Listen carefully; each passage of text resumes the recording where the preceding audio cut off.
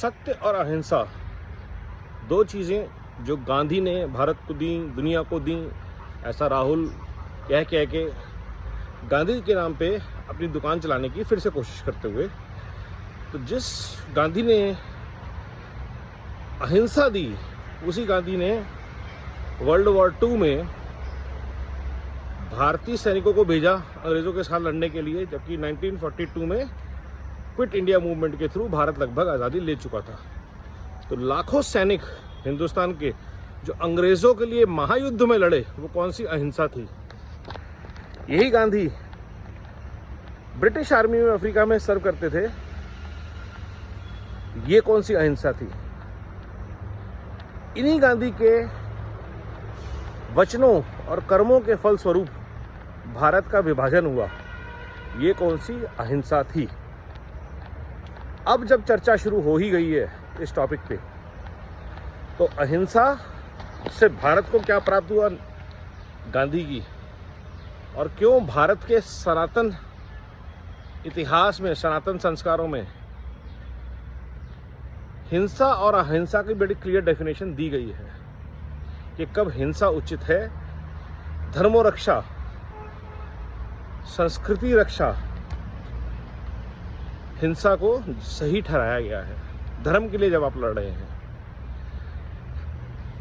गांधी ने देश को सबसे ज़्यादा जो खून की आहुति, और शायद हिटलर से ज़्यादा लोग मरवाए पार्टीशन में, और वहाँ वो कारवां रुका नहीं। एटलीस्ट हिटलर के जाने के बाद वो कारवां रुक गया मौत का।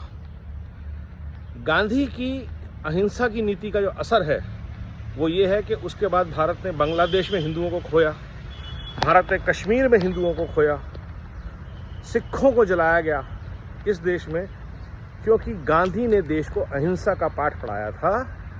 और वो पाठ कई और गांधियों ने पीढ़ियों तक समझा, और उसके नतीजे से आज तक ये देश चल रहा है। गांधी ने सीखा अंग्रेज़ों से डिवाइड एंड रूल, ये हुई अहिंसा की बात। अब बात करते हैं सत्य की।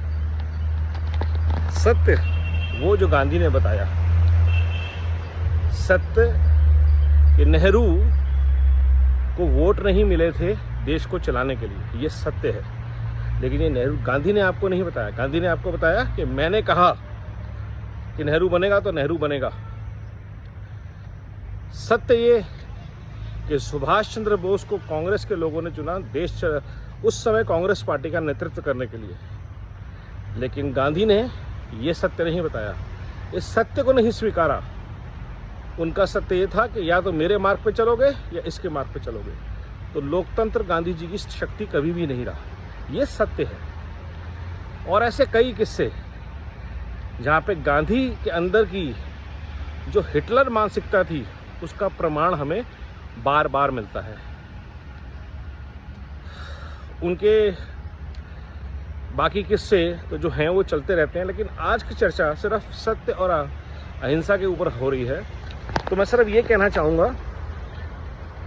कि गांधी को सत्यवादी और अहिंसक दिखाने के लिए ब्रिटिशर्स ने और उनके जो बाद में छोड़े गए ब्राउन साहब ने इतनी मेहनत करी कि जो दोगलापन था गांधियों का, वो आज तक भारत झेल रहा है। कि ये वो गांधी हैं जिन्होंने देश के लिए अपनी जान का बलिदान किया और युद्ध में नहीं मारे गए। इंदिरा गांधी जी को उनकी नीतियों की वजह से उनके घर पे उनके ही सुरक्षा कर्मियों ने मारा, जिसकी वजह से आज तक भारत के सिख उस रोष को जी रहे हैं, भुगत रहे हैं। राजीव गांधी को किसी हिंसा में बलिदान नहीं हुआ उनका। उन्होंने तमिलनाडु के तमिलों के साथ, हिंदुस्तान के तमिलों के साथ, हिंदुओं के साथ जो बर्बरता की, भारतीय सेना को मरवाया, Indian peace keeping force IPKF भेज के प्रभाकरन से लड़ने के लिए, उसके नतीजे थे वो। कश्मीर के हजारों लाखों हिंदुओं को, पंडितों को वहाँ से बेदखल करवाने में जो फारूक अब्दुल्ला का साथ निभाया, ये तो सिर्फ दो गांधियों की बात हो रही है। नेहरू ने जो काम किए वो आप सबको पता है, गांधी जी के चहेते।